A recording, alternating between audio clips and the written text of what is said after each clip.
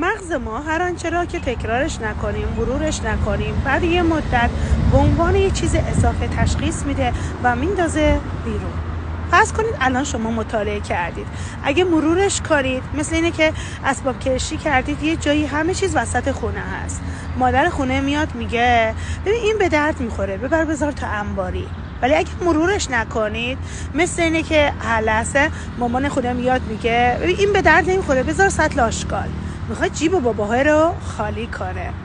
ببین فرض کنید شما در صفحه مانیتورتون یه مطلبی رو دارید، تا 100 سالم اونجا میمونه، ولی اگر در مغز شما یه چیزی باشه که تکرارش نکنی، مرورش نکنی، حتی اگر یه عدد 4 رقمی باشه، مهمترین رمز زندگیت هم باشه، بعد یه مدت فراموش میشه.